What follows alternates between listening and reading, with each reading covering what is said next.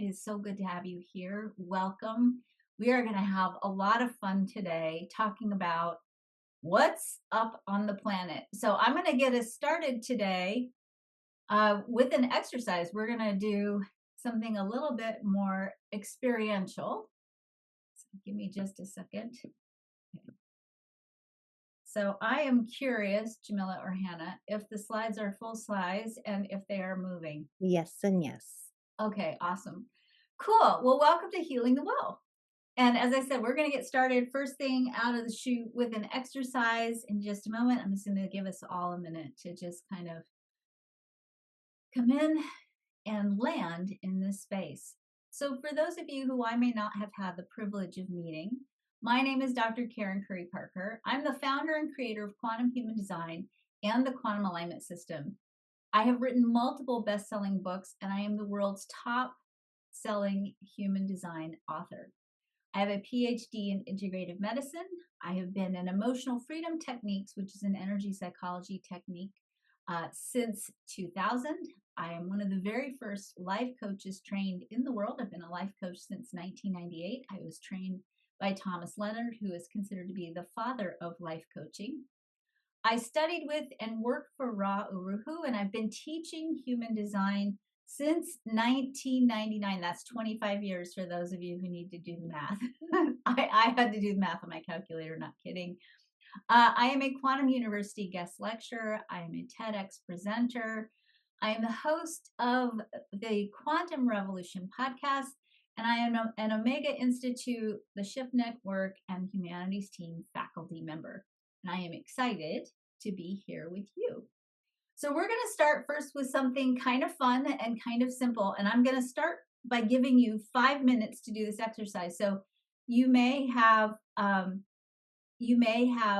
gotten in your email that we sent out yesterday a little bit of instructions. It said, please bring crayons and a piece of paper with you to class. You're using those straight off the bat. So I'm going to give you instructions.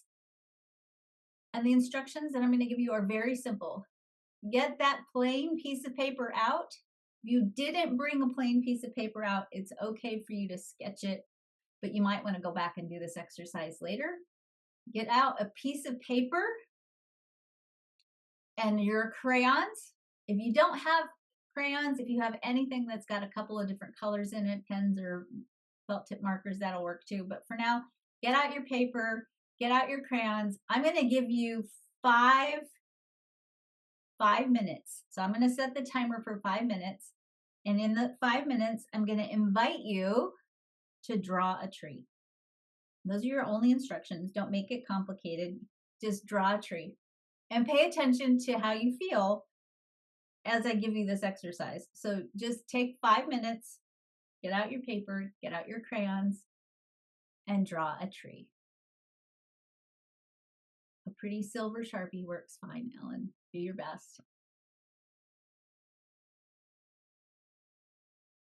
And I will wait here for 5 minutes. I've got the timer set and we're going.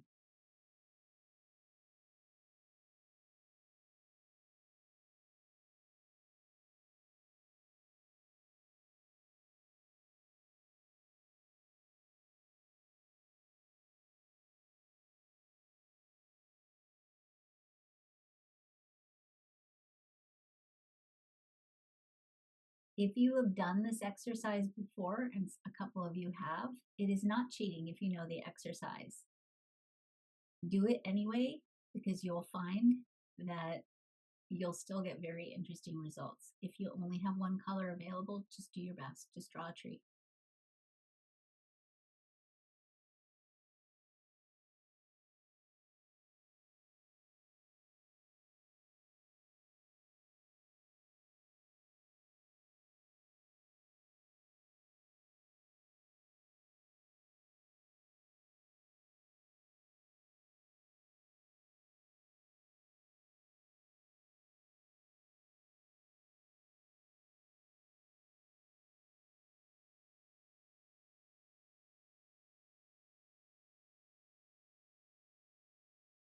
There will be a recording of this, Charles.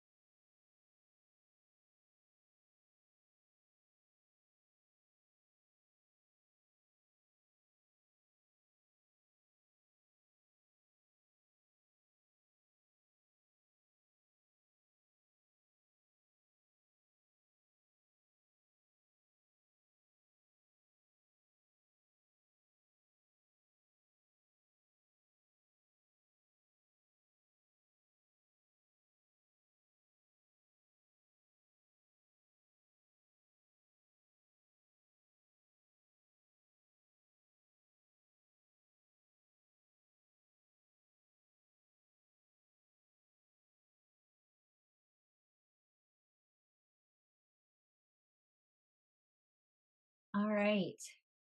If you didn't have crayons, or if you only had a pencil or a silver Sharpie, or you were kind of blindsided by this exercise, don't worry. Don't worry, because I'm going to show you my point with this exercise. And I want to reassure you that you can always go back and redo this exercise. Even if you've done this exercise before, you can redo it. And actually, you can redo it with great intention. My main point in showing you this exercise is I want to reveal to you that the way in which we create in the world, which is changing, so we are in the cusp of a creative revolution. And when I say we're on the cusp of a creative revolution, I'm not talking about glitter and paint and artistic skills. I'm talking about the way in which we as human beings create the world is changing. And the way in which that is changing is already showing up in our lives right now. Everything that you see, hear, smell, touch, and taste is actually an outpicturing of your consciousness. And a different way of saying that is that the story you tell about who you are and how you are, including the story you tell about what you think you deserve, is creating your experience of the external world. And if we want to change the world, and if we want to change our own personal world, we can start first by taking back control over the story we tell the world and ourselves about who we are and how we are. So you should have gotten, and Jamila and Hannah can post for you in chat again, a link to a handout about how to interpret your tree. So Hannah just posted it in chat. Don't get too down in the weeds with this right now. I'm really driving home a specific point. I do want you, though, when this program is over, to really sit with this for a little bit, because your tree is going to be revealing things about you that you maybe didn't even know was influencing your experience. So when you look at your tree, the first thing that I want you to look at, and I'm going to just show you a couple of examples from my clients over the years. The very first thing that I want you to look at is I want you to look at the position of the tree on the paper, because that is going to tell you a lot about how open you are. And sometimes it's going to tell us a lot about our capacity to set boundaries. So if your tree is sort of solid on the middle of the paper and it fills up the paper and the boundaries of the tree are not going off the edges of the paper, then you're probably pretty well rooted in the present and you've got a good sense of self, and that sense of self is relatively contained, and you're probably pretty good at setting boundaries. So if you look at this particular chart, I'm used to talking about charts. If you look at this particular tree, you'll see that it's pretty, the top of it goes off the page a wee bit. It's also pretty centered on the paper, and you can see it kind of fills the paper nicely. Where it's located on the page is going to tell you a lot about your orientation. So the left side of the paper represents the past. The right side of the paper represents the future. You want your tree to be pretty solidly in the middle, because that says you're focused on the present. If your tree is more heavily on the left side, it means you may still be working through things from the past. If your tree is over on the right side, it may mean that you're really, really future oriented, and maybe you're not looking at everything you need to look at on the past, from the past. If you see a knot hole on your tree, a knot hole is going to reveal that there's potentially a history of a trauma in your tree. What you want to do is look at the top of your tree where it starts to truncate. So if you see the top of your tree where the branches start, kind of draw an imaginary line there. And then if you go down to the bottom of the tree where the roots start, imagine that space between the branches and the beginning of the roots represents how many years old you are right now. That's your lifespan. You want to look at where that knot hole is on your lifespan, and that's actually going to tell you when you may have experienced a trauma and how long that trauma made a significant impact on your age, what ages you were during that trauma. The second thing you want to look at, if you have a knot hole, is what color is the knot hole. This knot hole on this particular image is sort of faded. It's brown, it's kind of receding into the trunk. That says that this is a trauma that's fairly well healed, that it's not really a big issue anymore. If you have a knot hole that's black or any other kind of colors, that might tell you that maybe there's still work that needs to be done on working through that particular trauma. You want to have roots that are strong and grounded and go out into the base of the tree that looks strong enough to hold up a tree. This particular tree doesn't have very strong roots. This is a tree that I drew. This is actually my tree. And when I drew this tree at this time, I actually had just moved. So my foundation, your roots represent your foundation and your rooting in your family and your community and your sense of support. I had just moved and I didn't feel like I had a whole lot of support yet in that tree. You also want to look at the colors of the leaves on the tree and any other colors that might show up on the tree. And in the handout that we just posted for you, and we can post that again just so you have that in that handout, make sure you open it up and download it. In that handout, you'll see a list of the different colors and what those colors can mean. Here's just another example. This is a tree that when I used to do family coaching, this was a tree that was drawn by a child client of mine. Notice again the knot hole and how dark that knot hole is. Notice that again, another tree that doesn't have a lot of grounding or big roots. Notice that there's red in this tree. That can oftentimes indicate anger and unresolved issues around anger, which was very much the case in this particular child's tree. Here's another tree, again, another good example of a tree that has good, strong roots. You'll see these roots are nice, they're strong, they're big, they go all the way out and cover the whole paper. You'll see, again, a resolved knot hole. The branches on this particular tree still kind of go off the edges of the page. So again, still possibly a way of indicating a little bit of a struggle with boundaries. This tree is a very interesting tree, just to show you. This tree has a lot of black in it. This was actually a tree that was drawn by a client of mine. His wife had just passed from cancer. And when you see this tree, you can almost see, and I think it's kind of interesting, and I've seen this a lot in doing this exercise, you can almost see a feminine form in this tree, right? It almost looks like a woman's body, sort of with her arms open. And you can see a lot of just trauma and pain in the tree. But what I think is so interesting about this particular tree is that although he was experiencing a lot of loss and a lot of grief, if you go over to the right hand side of this particular drawing, you'll see these mountains in the back and the sun coming up. This is a man that had grandchildren and really was actually kind of optimistic about his future, even though he was really very solidly in the newness of the loss of his wife. So you can see a lot of this kind of showing up here in this tree as well. Here's a nice tree in terms of size and how much this fills the paper. This is a tree where, again, you've got an interesting knot hole that is fairly resolved. I think this tree is kind of interesting because if you look over in the bottom right, you'll see like a little spiritual helper down at the bottom. Sometimes you'll see in people's trees animals or little elves and gnomes. And oftentimes that means you're calling in spiritual helpers. You have a deep connection with something beyond the physical realm, and you're calling in those helpers to help you resolve whatever's in the tree. Here's a tree. This is a man that I was working with. He'd just gone through a divorce. He was feeling very contracted and tight, right? You can see this tiny little tree on the page. But again, even though that might be what we might call bad, there's a lot of blue energy in this particular tree. So you can see just a lot of healing energy being called in, a lot of mental energy in this tree. It's got yellow up in the top, and kind of the roots are sort of yellowish a little bit too. And he was actually in the process of getting ready to go to graduate school. So he was really in his head and doing a lot of not only just mental healing, but really emotional and spiritual healing as well. So I never did go back and assess this one, but I suspect if he drew his tree today, it would be much different.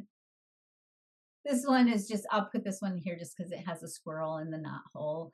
And then last but not least, this is a client of mine. A swing, you want to look at where's the swing showing up. Sometimes a swing on the left hand side, which is the past, is sort of a loss of innocence and sort of a mourning of innocence. If it's on the right hand side, it can be more about joy.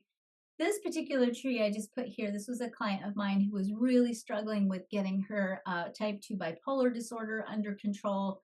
She kept having problems using medication to keep herself regulated.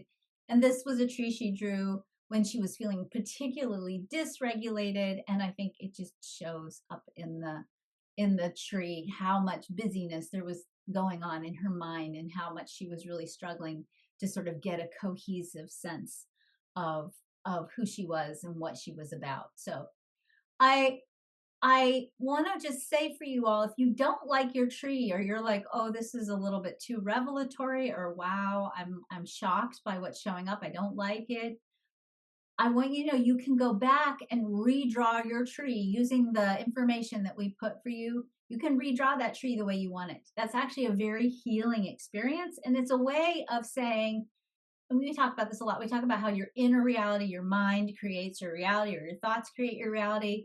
We forget that we are interacting with reality all the time. You can also shift your external world to begin the process of shifting your internal world.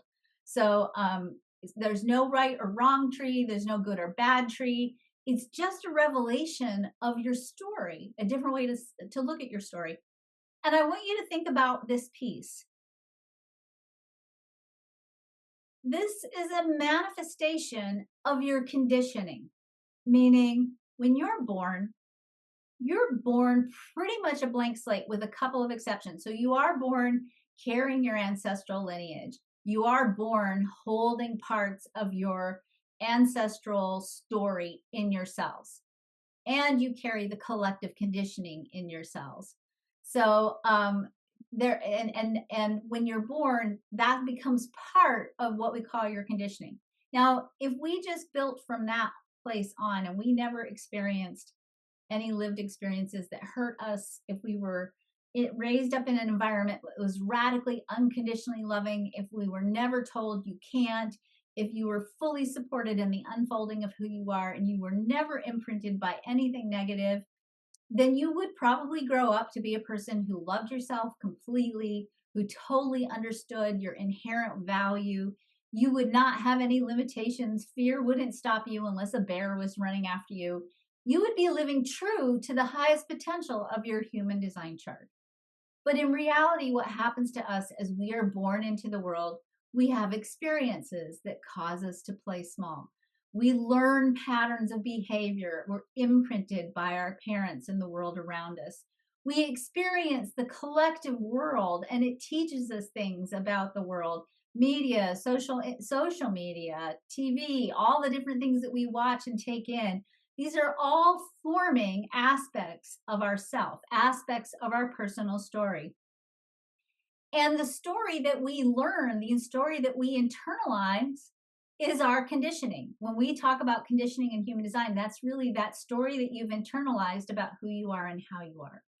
And the perspectives that we have on the world, including the perspectives that we have around what is possible for us to create and how we create, are part of our conditioning. The reason why I want to talk to you about this today is because we have been deeply conditioned by a term that we lovingly and call the apocalypse. We have all kinds of fancy words about this, right? We even have post-apocalyptic dramas. My daughter used that word this morning. I'm like, what are you doing that you have post-apocalyptic dramas in your media, right? We are deeply conditioned to believe that there's an end of the world. It's in many religions. It's in our sci-fi novels. It's everywhere. We are being told that there's an end to the world and it is potentially apocalyptic. Think about that for a minute. Think about where that conditioning comes in and how many times you've been given some kind of message. Sometimes it's a fun message, it's an entertaining message, but how many times have we been told it's going to be hard, it's going to be terrible, it's going to be apocalyptic? The question that I want to invite you to think about for the next hour and 10 minutes, hour and 15 minutes, is if your story, the story you tell about who you are and how you are, and all of that conditioning is showing up in your tree and everything else you're creating in your life, is it possible that this conditioning that we have around this end times, end of the world times, being left behind, whatever the story is, there's lots of variations on the story. Is it possible that our focus and our attention is causing us to groupthink our way to disaster? We know war and disaster. We've been conditioned by this idea, but we don't know peace. Probably about 10 or 15 years ago, I was living in Minneapolis and my husband belonged to a book group. And that book group was a group of lawyers, and they were kind of negative. And we read a lot of books that I would never have read on my own. And we got into a pretty heavy conversation about peace on the planet one night at dinner for book group. And I said, how are we going to ever create peace if we can't imagine peace? The minute we start to think about, and I'm going to give you a phrase, the minute we start to think about building a world of equitable, just, sustainable, abundant peace, right? The minute I say that, most of us are conditioned to immediately think, yeah, but that's not possible, right? Oh, that's just a dream. We can't do that. There's no way we could feed everybody on the planet. There's no way we could change this reality. Life is hard. We're all suffering. We're coming up on the end times, and it's probably going to be apocalyptic in some way, shape, or form. We've been trained to think that way. And so what I want to invite you into contemplating and thinking about is, what if peace is possible? Yes, that's a good one. Marianne says it's dangerous to be so positive, right? You should have, anyway, and maybe it's time to be optimistic and think about other options to war. What if it all works out? What if it ends up being better than we ever could imagine? So in my presentation today, I'm going to present to you some information that is really high level human design stuff. So I'm going to talk to you a little bit about human design and some of the higher level things that we talk about in human design. I'm going to do my best to make this as simple as possible. And I know that if you're brand new to human design, I want you to understand that this isn't usually what we talk about in human design. So start first with the basics. I will do my best to make it as simple as possible, but I want to give you a bigger, broader understanding through the lens of human design of what's actually up on the planet right now. And why is it that I believe, anyway, that we are on the cusp of building an era of equitable, just, sustainable, abundant peace? Because I think the chart shows us that. So in human design, if you look at your chart, you will see on your chart what is called an incarnation cross. So if you find your chart, you find your incarnation cross.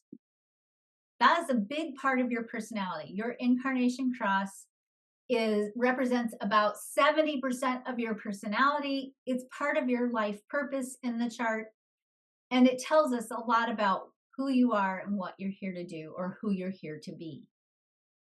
The planet itself also goes through different incarnation crosses about every 400 years. These crosses are calculated based on the precession of the equinoxes. I'm not going to get into the math.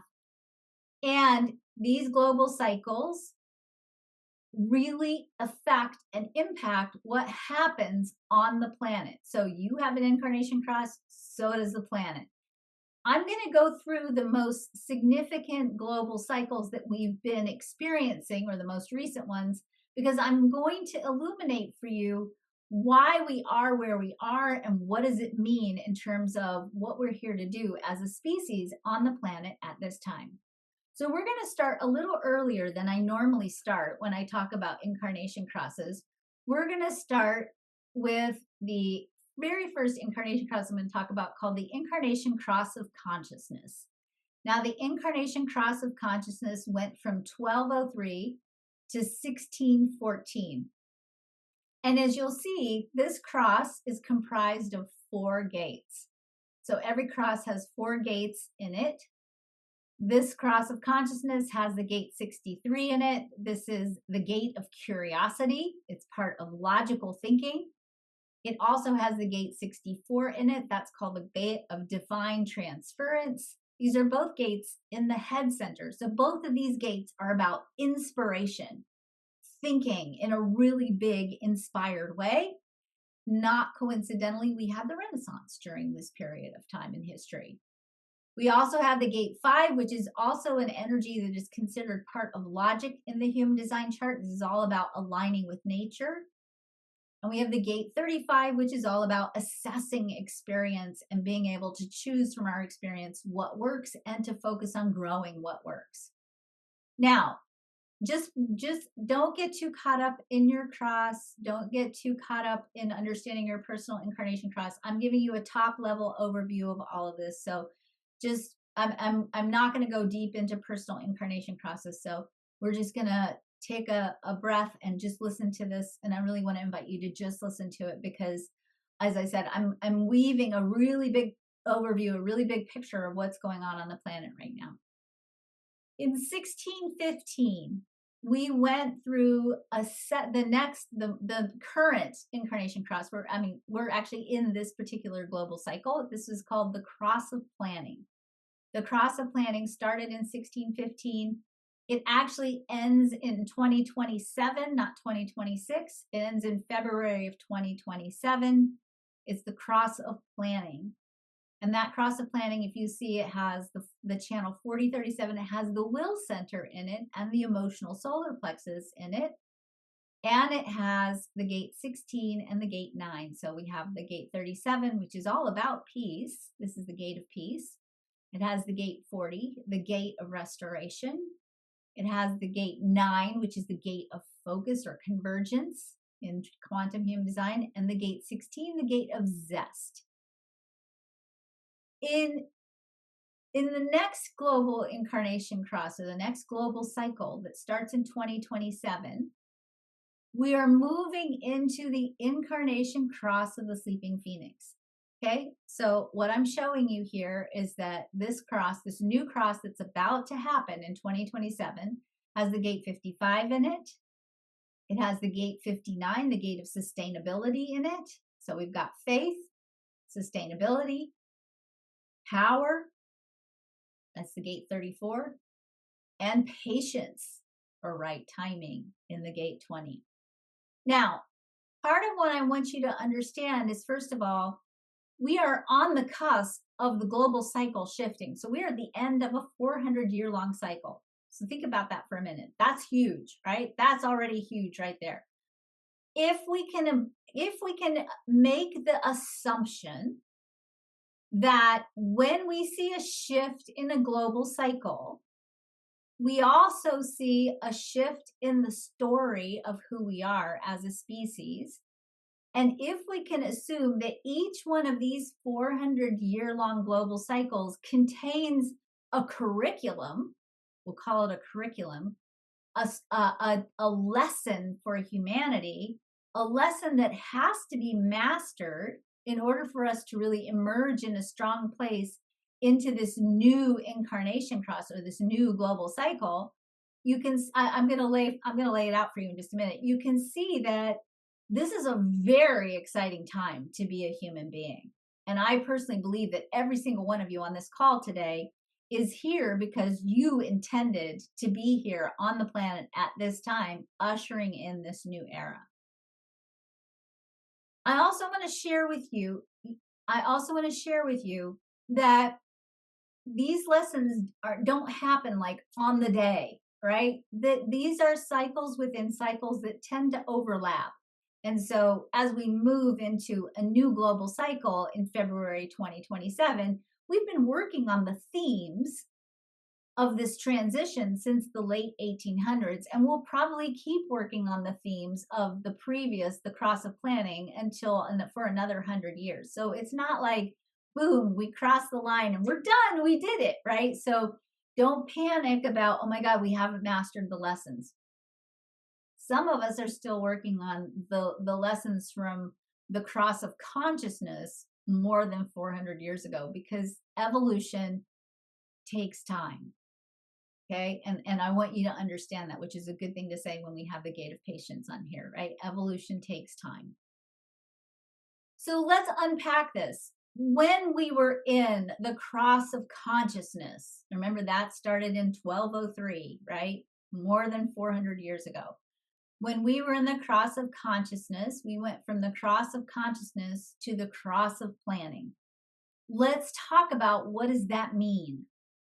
Okay, in the cross of consciousness, if we remember, you have the gate 63 and the 64, these two head gates. And the prominent head gate was the gate 63 in this incarnation cross. What that meant is that the thought forms that formed the logical circuitry and the scientific method started before the scientific revolution even began. So we began to think about the scientific revolution and to do the curriculum that led up to the scientific revolution before the scientific revolution ever began. And it was this curriculum of figuring out logic and science started in the incarnation cross of consciousness. So you'll see in this particular slide, the human design chart has circuits in it. And those circuits tell us a lot about what are you thinking about. So if you have a lot of logical circuitry, this is the logical circuit in the human design chart. If you have a lot of things colored in from this circuit, you're probably a person who is pretty logical, who likes pattern, rhythm, consistency, and is always looking for patterns. That's part of the hallmarks of this, right? And this particular circuit mimics the scientific process. So the scientific process starts with doubt and suspicion. What would happen if? I wonder if, right? You have to prove your hypothesis.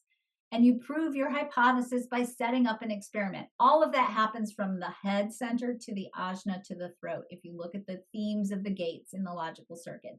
Then you have to do the experiment and you have to repeat it over and over again until you know that you have a statistically valid, consistent pattern. And when you have this pattern established, then you can start to use logic as a way of predicting the future, which is really what science is all about. It's really about saying, hey, here's a pattern. It tends to repeat itself X number of times consistently, or X percentage of times consistently. And because it has X number of times things happening consistently, we can assume with relative certainty that under most circumstances, this is going to be true. Now, I do want to just point out here, there's no such thing as a scientific fact. I'm saying this as a scientist because I see people talk about scientific facts all the time. Science is not about facts. Science is about math and probability. And there is, within a scientific process, lots of room on either end of the bell curve for outlying things to be also true. So let's not ever get ourselves stuck in the idea that there's a scientific fact ever again. Science is about probability. Now, one of the things that's very cool about consciousness, which is really what's happening here, consciousness is evolving. And yeah, we're playing it out on the physical level, but consciousness is evolving. And when consciousness evolves, it expresses itself out in the world in many different ways. And oftentimes what we see, science and art indicate shifts in consciousness before it's integrated into the collective. So if you are watching trends in science and art, you will oftentimes be able to predict what's coming next in the collective. All right, this is actually based on the work of Leonard Shlain, who wrote a book called Art and Physics. You should go read it. It's very interesting, and he talks a lot about how art and science are often revelatory in terms of shifts in consciousness and shifts in the collective. And when we watch what happens in science and art, we get a good sense of what's happening in the human story. So the scientific revolution happened in 1550 to about the 1700s. Okay, now this happens after cross of consciousness, right? This happens after we go into the next global cycle. But the point that I'm really wanting to make here is that all of the elements that led to the scientific revolution happened in the previous global cycle, okay?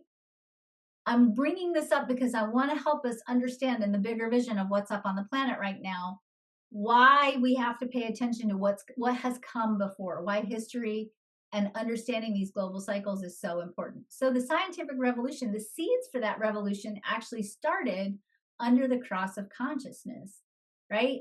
And we saw the emergence of science and the scientific methodology. And eventually what we saw is that in 1781, we had a shift. We actually had a mutation in the chart. The chart itself changed. So if you look at on the left side here, you've got the 7 chakras from the Hindu chakra system. In 1781, according to human design, the chart split from being 7-centered to becoming 9-centered. That means that the heart chakra split into the G center and the will center. The solar plexus chakra split into the spleen center and the emotional solar plexus. That sets us up for what's about to happen in 2027. Now, here's the most important thing that I want you to take away from this, other than now we have a new part of the human story. But that part of the human story, that shift in the chart, all of the human work that led up to that shift happened before the shift. In other words, the chart changed after we did the human work.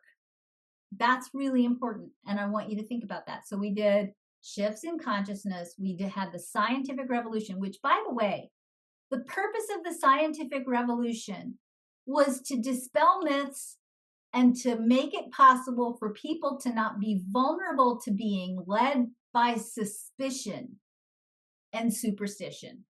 In other words, these scientists from the scientific revolution wanted to understand the physical world because they believed, and they were right, that if we could understand why things happen in the physical world, large entities like the monarchy and the church couldn't control us anymore. In other words, if the monarchy said, you have to do this because the king said this, or you have to do, or the church said, you have to believe this and we can control you with this belief. If we as a people could say, nah, that's not true, we got data to show you that doesn't work actually, then we could take back control. We could achieve sovereignty over ourselves. This was a brand new concept in the human story at that time, right? So we started to really think about, hey, we don't have to be ruled by the king anymore.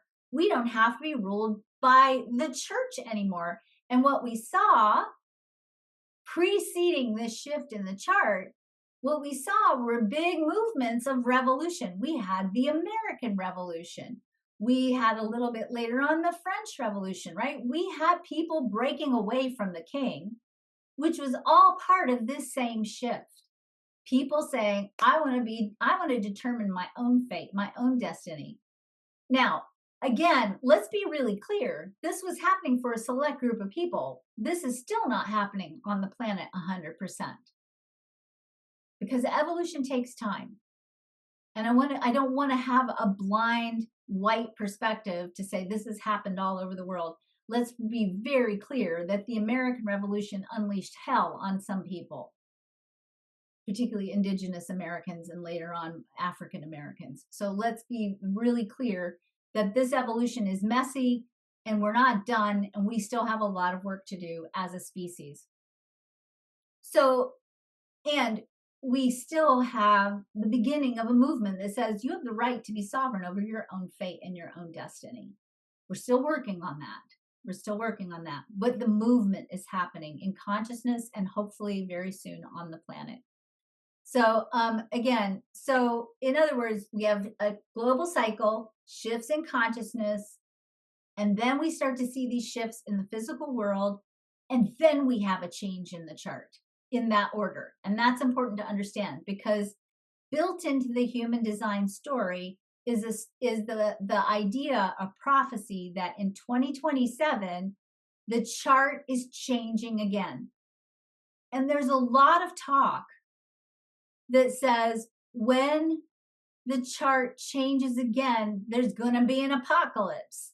People are gonna, all the preppers are gonna come out of their space, and all the people who are ready to survive the end times will be, in their bunkers.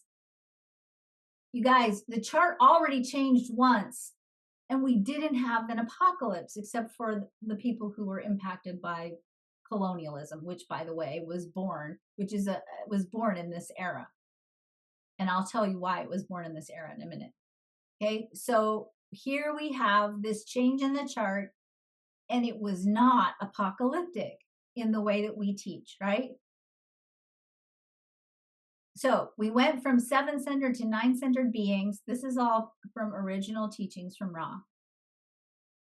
Here's my hypothesis. The themes of global cycles give us a soul curriculum that supports the evolution of consciousness. The shifts in consciousness precedes the mutation in the chart, plus or minus 100 years before the actual changes in the chart. So if we're due for a change in 2027, right? If we're due for changes in 2027, that means the changes that have been happening leading up to the shift in the chart in 2027 have been at play for the last 100 years. So we're already in it big time.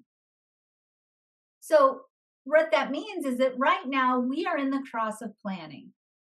And the cross of planning is our current soul curriculum. In other words, it's laying out the work that we need to do to be able to move into this next era.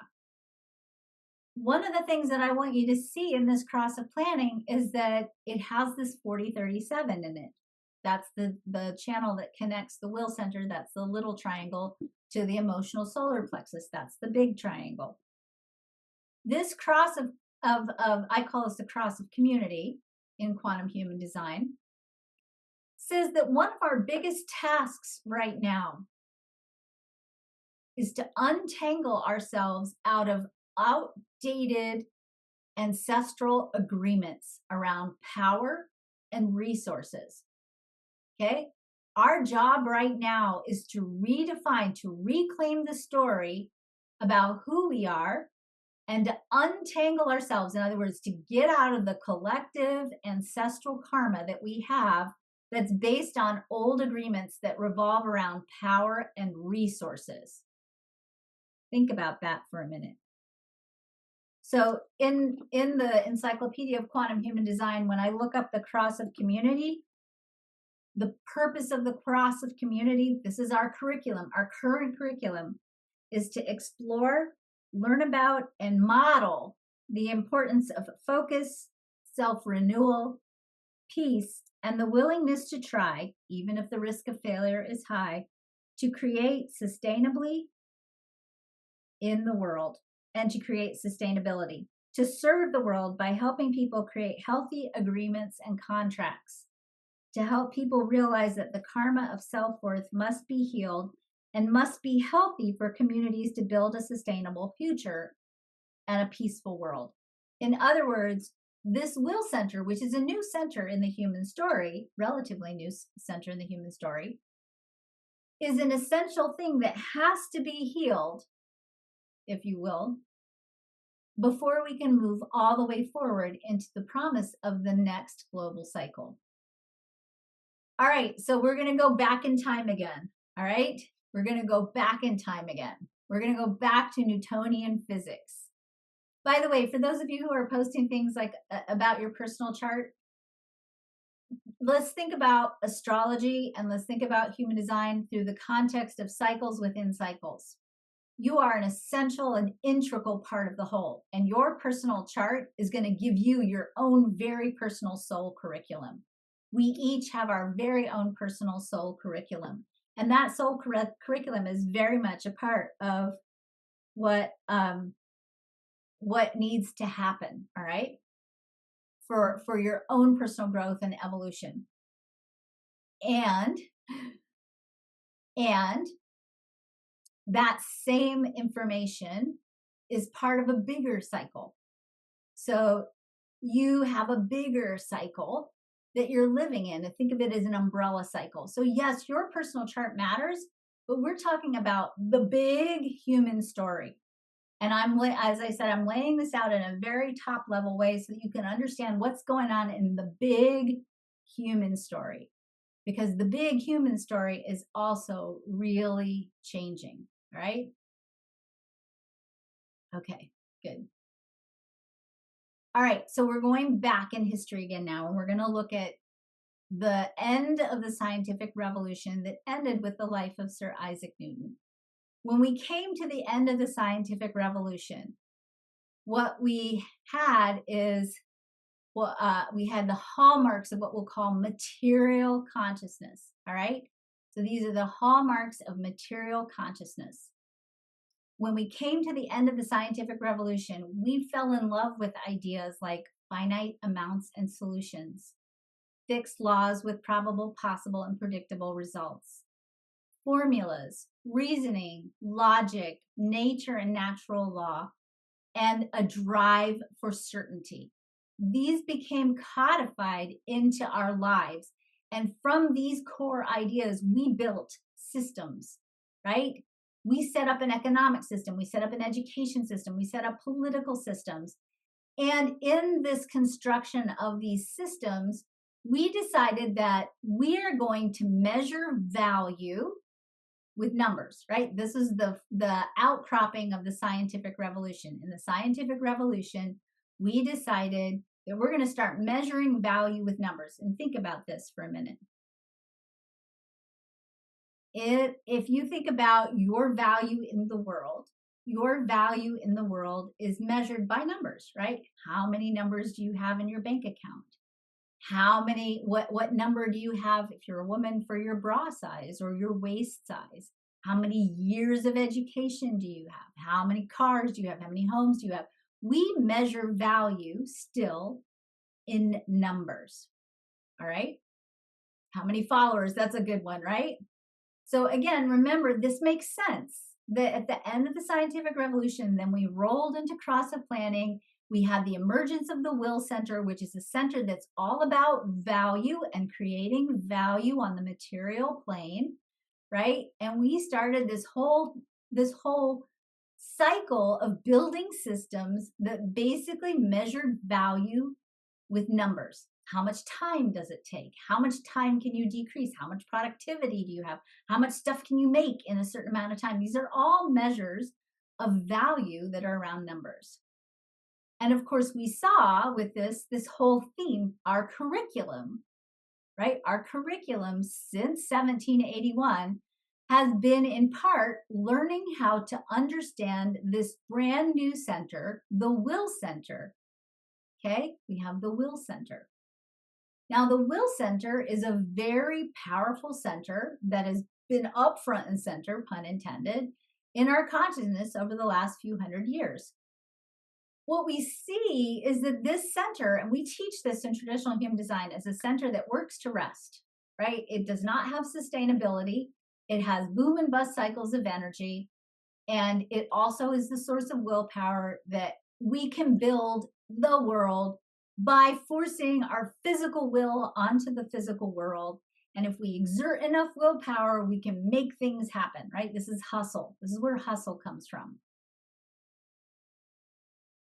But if we look at this, what we see is that actually those boom and bust cycles, which are very destructive, if any of you have ever been burned out, and that's probably every one of us on this call, if you've ever been burned out, you've experienced the shadow of this energy, the shadow of this definition, right? And when we are living out the shadow of this, we are exhausted. We can't find the will to do what we need to do. We struggle with our own sense of value. And oftentimes, because this is the center that's also associated with the metrics of value, we also struggle with money. And so if you've struggled with having your own business or having your own career or making the money you deserve to be making at your job, if you struggled with energy, if you struggled with holding boundaries, if you struggled with play and resourcing yourself, if you've struggled with finding what's really valuable and meaningful in your life, all of that is the shadow of this center. And all of that has been a part of what we are in the middle of learning about and unlearning old patterns around, right? So, what we know from science is that we actually can make this center work sustainably. And in fact, the theme of this center is creating sustainable willpower. And what we know from science is that the myth of ego depletion is actually a myth.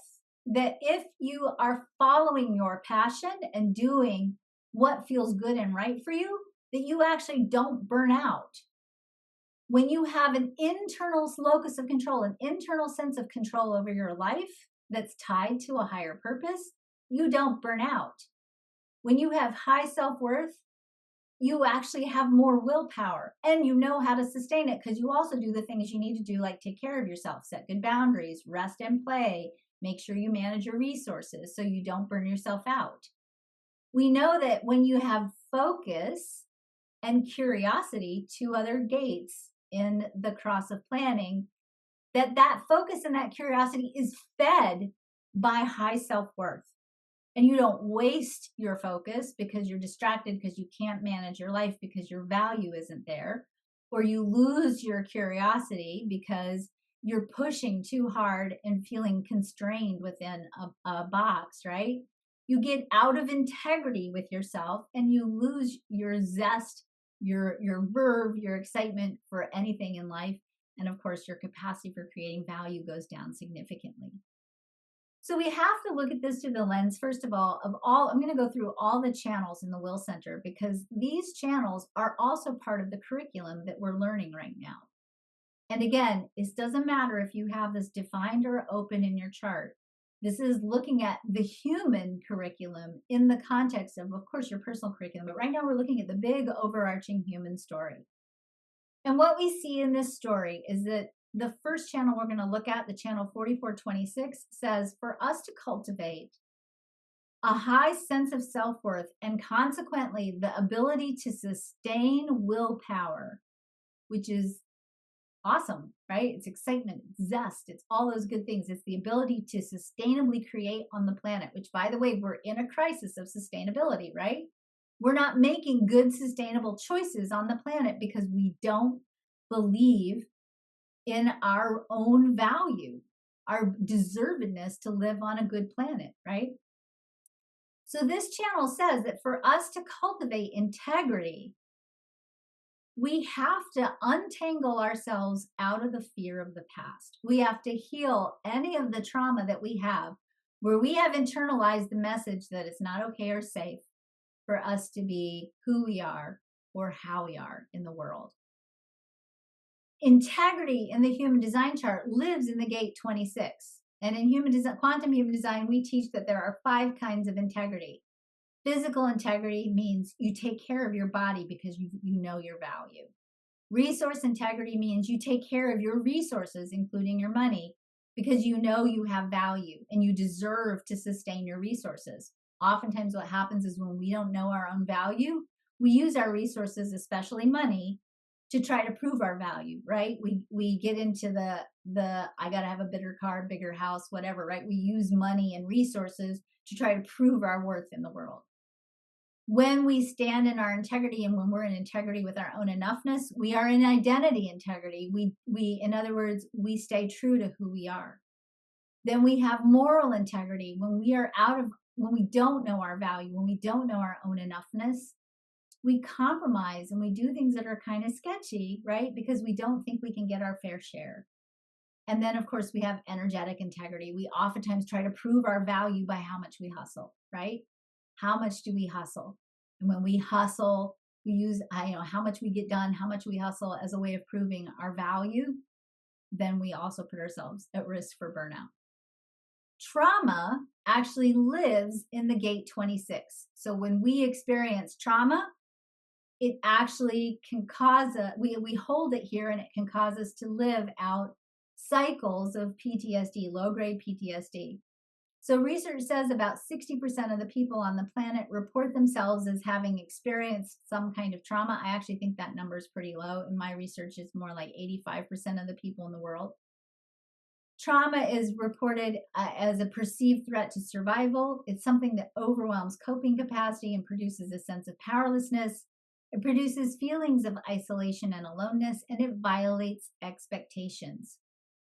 I define trauma as any event, circumstance, or perception that causes you to lose connection with your lovability, your sense of value, and your right place in the world. What calibrates our integrity, what helps us heal trauma, what keeps us out of experiencing a low grade sense of fight or flight in the world. And I think most of us are experiencing a low grade fight or flight all the time because we've internalized the story of not enoughness.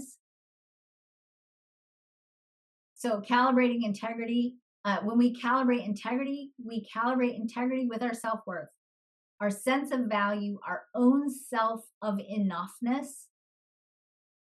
Our own sense of enoughness is key in calibrating our integrity. In other words, when you know your value, you take care of your body, you take care of your resources, you don't compromise on your identity, you definitely don't compromise on your morals, and you don't devalue the importance of having sustainable energy. So I'm going to talk for just a minute about my research. In my research that I did I did it over a lot of years because of COVID. I had to take pauses. But in my research, I followed some research that was conducted in at Harvard University. And in the studies that were done at Harvard University, they found that even recalling a memory of an event that caused you to feel angry caused your IgA, your immunoglobulin A levels, to decrease. In other words, when you had a memory of something that made you angry, your immune response went down. I was fascinated with this study and I decided to duplicate this study and add a piece to it. And in my study, I found that memories that feel disempowering, or my hypothesis was memories that feel disempowering can cause IgA levels to drop. And rewriting the memory can cause IgA levels to go up. So I wanted to do an experiment where I could get people to share a memory that felt disempowering, have them share that memory, and measure their IgA levels to see if it caused that immune response to go down. And then I have them go through a process of rewriting the memory in such a way that they emerge from the story with a sense of empowerment. So they emerge as a victor, not a victim. And they emerge from that story with a lesson that in some way, shape, or form benefited their future life. And so when I had them rewrite that memory, I then went back and remeasured their IgA levels, their immune response. So in my experiment, I had 50 subjects. We measured baseline salivary IgA levels. The subjects in this research study told me a story about an event or a memory that made them feel devalued. And of course, we then went and we measured the baseline saliva IgA, and we found that when they shared that story, their IgA levels went down. Okay, so your immune response went down after sharing that story. People with IgA deficiency are more likely to get frequent infections. These can include sinus, lung, and digestive infections. Some people with IgA deficiency are also more likely to have allergies and digestive and autoimmune problems such as celiac disease or lupus. In the second part of my experience, so just for you to pay attention to, in the second part of my experience, I had the subjects rewrite the memory using a template from the question gates of the Head Center. I'm going to give you that template in a minute.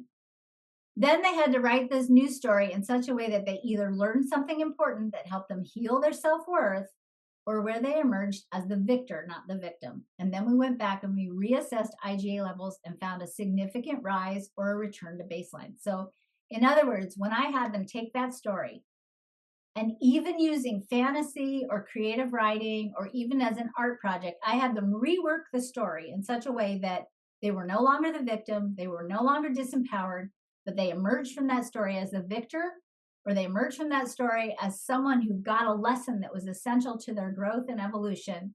And I had them tell that new story, their immune response went back up.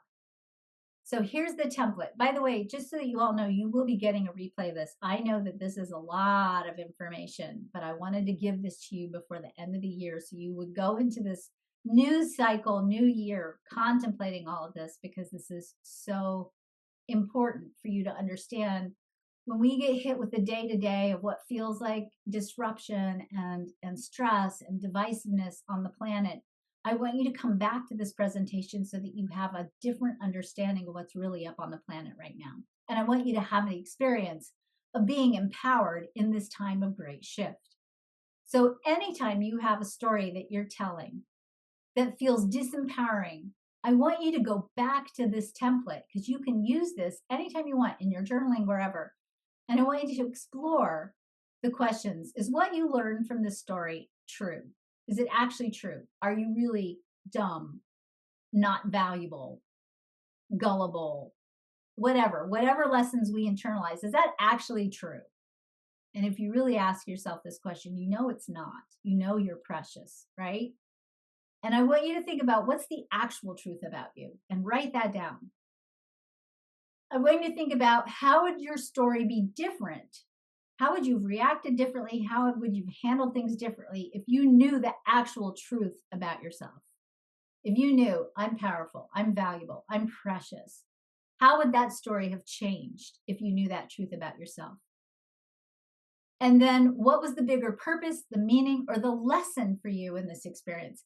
How has this experience made you who you are today? And how has this experience helped you remember the truth about yourself?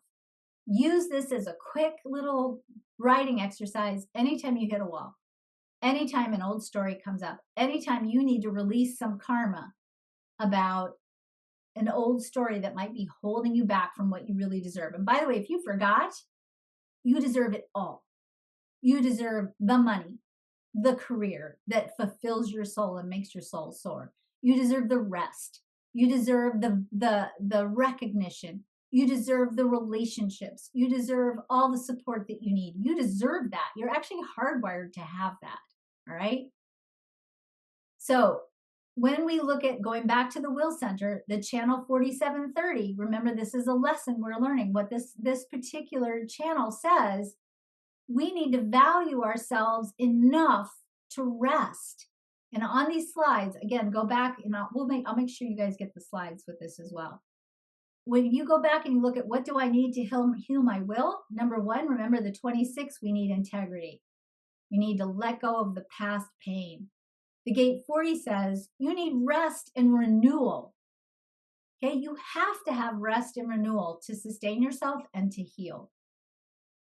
Okay, the channel 2145, the channel of sustainable resources says you need self-management, self-regulation to help you heal your willpower, help you heal your self-worth.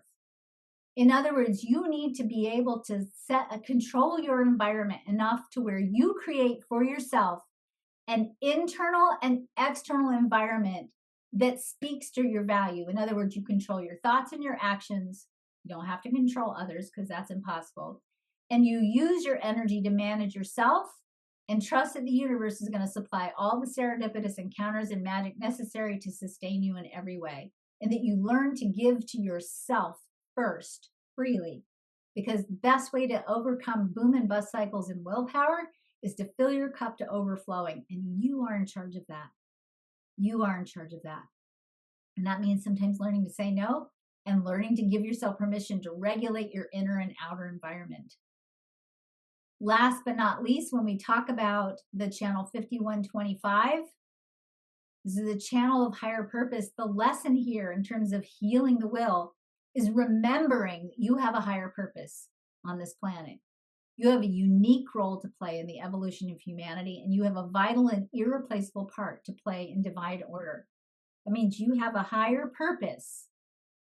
And knowing what that higher purpose is essential to activating your self-worth, to recognizing that you are a unique and vital and irreplaceable part of the cosmic plan, and that you are literally a once-in-a-lifetime cosmic event that deserves to be supported, loved, protected, that deserves good boundaries, that deserves to take care of yourself, to play, to rest, to restore yourself, that you are so valuable. You deserve to take care of yourself in every way. And that you have a right place on this planet. And because you have a right place on this planet, so does everybody else. And that part of your job on the planet right now is to find your right place and to know that the natural outcropping of that right place and knowing your value is that you start to see the value in every other human being in the world. And when we all see each other's value, we make a whole different set of decisions than we are making right now. So let's change the point of calibration. We have to heal self-worth, which means we have to start embracing the doctrine of enoughness. We have to embody enough in order to create enough. In other words, when we know that we are enough, we change that point of calibration. We start creating enough. When we find our connection to right place, right space, we manifest not only value, but love. If I know that I'm an irreplaceable part of the cosmic plan, and that cosmic plan is built with 7 billion plus people on the planet, then I know that those people, each individual person on this planet, is also part of that plan. And I know that for us to get together as a world, as a global phenomenon, and to achieve what we want to achieve on this planet, that every single person on this planet is part of that plan. Love lives in the G center and in the will center. The will center is part of the heart chakra. It's infinite.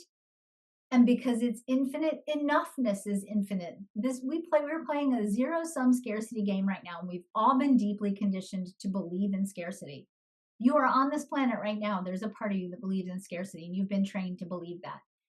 That's not actually true. Enoughness is infinite. And as we move into this new cycle, this new era, we are being removed from what we call binary consciousness. We are no longer going to be thinking in terms of this or that, white or black, money, poverty, abundance, lack. This new way of thinking, this new foundation for our creative power is quantum. And when we say quantum, I'm not saying quantum like we think about quantum as mystical and click your heels together and poof, it happens. I'm saying we are beginning to be trained to see the world from infinite perspectives. And that leaves us open to choosing greater options that are not rooted out of fear of lack or scarcity. When we heal this collective karma of self-worth, we also redefine abundance so that we are no longer overcompensating for our perceived lack of enoughness. And when we are no longer living in lack and occupying the energy field of information of enoughness, meaning we embody enoughness, we naturally see the enoughness in others. Part of what's happening as we come to the end of this global cycle and we move into the next global cycles, we see that the metrics of value are changing. We are no longer measuring value with money and numbers, but rather we are measuring value through quality of well-being. And because of that, our economy is shifting. And our economy now begins to operate from a place of integrity. In other words, our economy becomes sustainable. So let's revisit capitalism for a minute. Capitalism, the 5 principles of capitalism are private property, supply and demand, competition, freedom, and incentive. If we revisit the 5 principles of capitalism through the lens of quantum consciousness, we see that private property is used to enhance the well-being of others. Supply and demand is used to meet the needs of all. Competition is the race to resolve the challenges facing humanity at the fastest rate possible. Freedom is if the nature of the cosmos is to become increasingly complex and to create greater states of love and order, then the freedom that we have is rooted in a profound healed expression of our authentic self. And then our free expression naturally serves and represents the complete unity and coherence of the cosmos. In other words, when we are free to follow our authentic path, it doesn't just serve ourselves. It's not selfish. Our authentic path actually becomes beneficiary to everyone around us. And of course, incentive is the natural force that moves businesses towards creating success in a way that enhances well-being as the new metric of success and profit. And the invisible hand in the economy is not the government or whatever, right? It's compassion. When we have enough, then our first natural inclination is to give our bonus, our surplus to others. And that becomes the way of living because we all do better when we all do better. So one of the things I haven't talked about, and I'm not going to talk about in this particular class, and if you're curious about it, you can learn about it in my book, The Quantum Human, is the fact that in 2027, the chart is going to change again. And what's changing in the chart this time is the circuitry within the chart. And so in the new chart, the business circuit looks like this.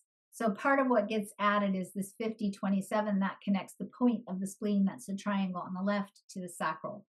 And what that means is that in the new business circuitry, The channel of sustenance, the 5027, is added to business. This gives the potential for business to build an economy rooted in love and integrity that's driven by a desire to feed people and to amplify the quality of well-being for all. Business then becomes a vehicle for nurturing the world, and profit is now measured by how much well-being your business creates. In other words, we all do better when we all do better.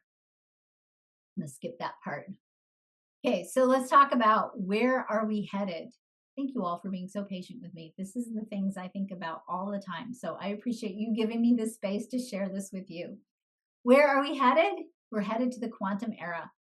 And that quantum era started in the late 1800s. And we are in the thick of it. We are in the shift right now. If we look at quantum physics and modernism as the harbingers of this change we're in, quantum physics emerged in the 1880s, so did modernism, art and science, right? Science and art reveal to us the changes that are coming. So quantum physics taught us that our perception of the world determines our experience of reality. And modernism, if you go back to modernism, think about how all the different ways we bended perception of reality in art with modernism.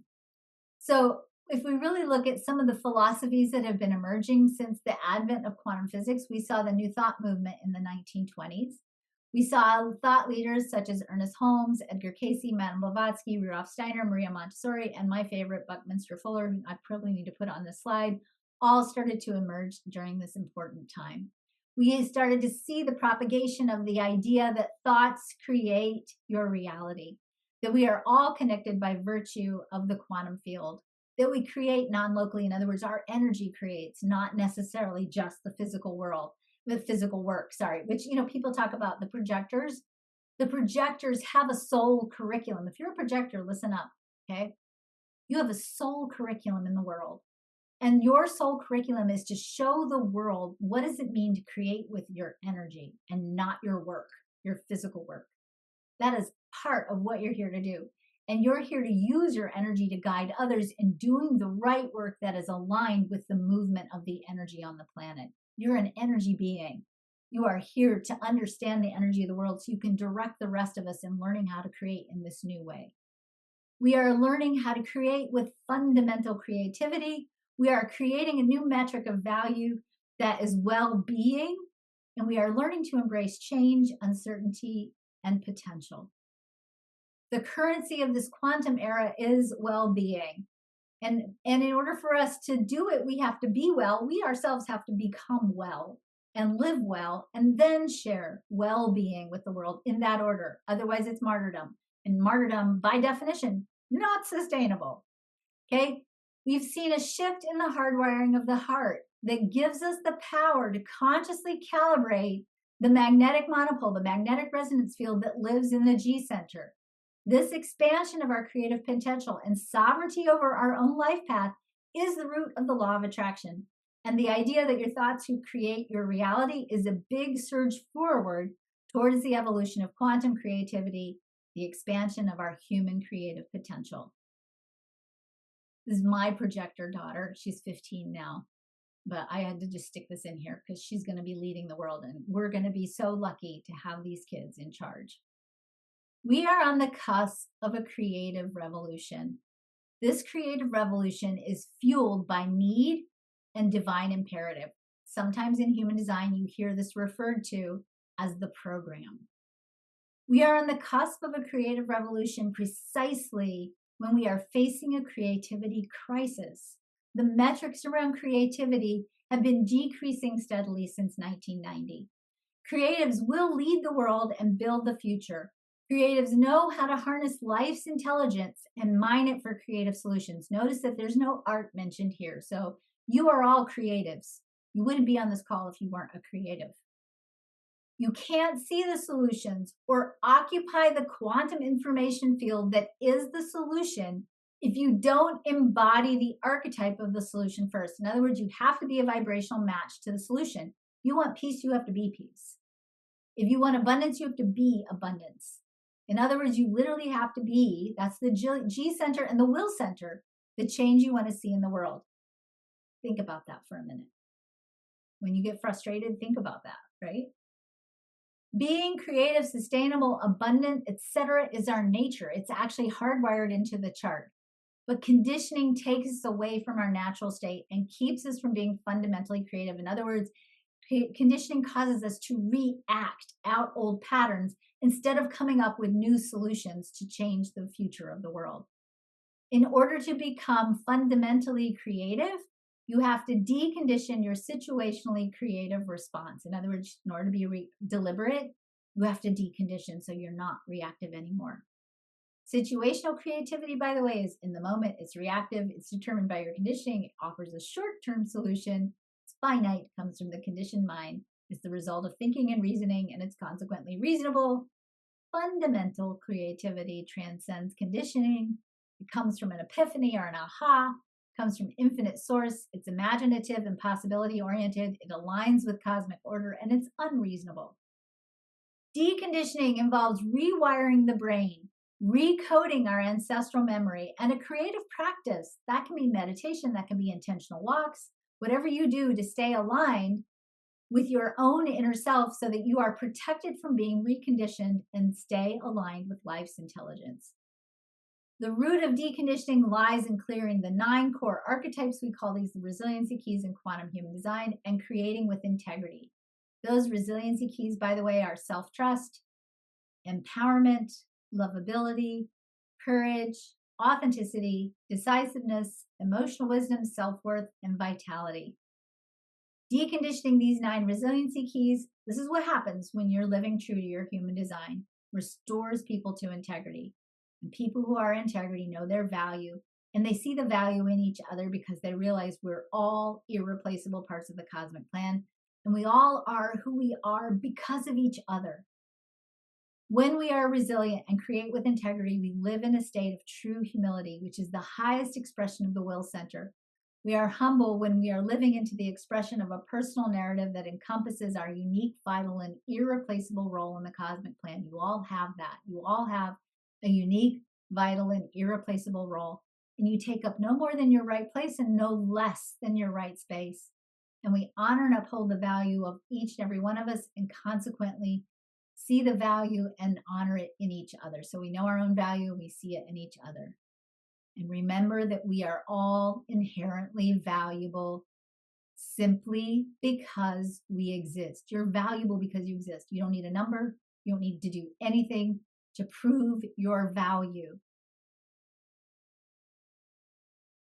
We recognize that we are part of the whole, and that our actions not only serve the maintenance of our own value, they simultaneously serve the greater good. Okay, your very existence, when you fulfill your story, not only serves yourself, it serves the greater good. When we rewrite our personal narrative to tell the true story of who we are, once in a lifetime cosmic events, we add the expansiveness and the preciousness of our own narrative to the expansiveness and preciousness of the narrative, personal narrative of others. That's why your story is important. Living from an authentic and aligned personal narrative enhances well-being, which is the currency of this creative revolution we are standing on the cusp of. And well-being is contagious. We literally all do better when we all do better, because well-being is a frequency of energy. It's a high frequency of energy. You create well-being wherever you go, even when you're buying toilet paper at the grocery store. And once we decondition and live from a narrative that's based on our unique, vital, and irreplaceable role in the cosmic plan, a narrative that is abundance, peaceful, valuable, and sustainable, we naturally begin to decondition and rewrite not only our personal narrative, but the collective narrative. And this new narrative enables us to harness our innate creative capacity and to mine the quantum field in alignment with life's intelligence, enabling us to see and implement the solutions to the challenges facing humanity today. The answers are here. We just have to shift our perspective, which allows us to be living in creating a peaceful, just, equitable, abundant, and sustainable world. Your story, your enoughness, and your voice matter. So what story is your human design chart telling you? And does it match the story that you're telling yourself? And if it doesn't, what do you need to do to tell a story that's truly worthy of who you really are? Are we being the people we need to be to lead this creative revolution? That's the question that I want you to take with you as we come to the end of this year and move into the next year. So these are my grandsons. This is Theo and Wessie. These are going to be leaders in the creative revolution along with my daughter and all of you. And so when we think about doing this work, right, we do it for ourselves, we do it for our families, we do it for the future. And these guys, they deserve a really amazing future. They've got so much love to give the world. And if they're going to be in charge, we're going to be fine. And of course, I just want to thank you all for being here with me today and for you taking the time and committing the energy to really integrate this information. It's a lot. I threw a lot at you. I know it's a lot. I thank you all for joining me very much. I want to remind you again, you are literally a unique and once in a lifetime cosmic event. There's never been anybody like you before. There will never be anybody like you again. You were born to fulfill a specific role and a specific story. And you deserve to optimize that story, to live true to the person you were born to be for yourself and for the sake of the world, because we all do better when we all do better. And you do better when you live true to yourself, and you deserve that. So please take good care of yourselves. Have a wonderful holiday season. Thank you for being a part of my world this year. Thank you, Team Quantum, for being a part of my world this year. I will see you all in 2025. Take good care of yourself. Be well. Bye.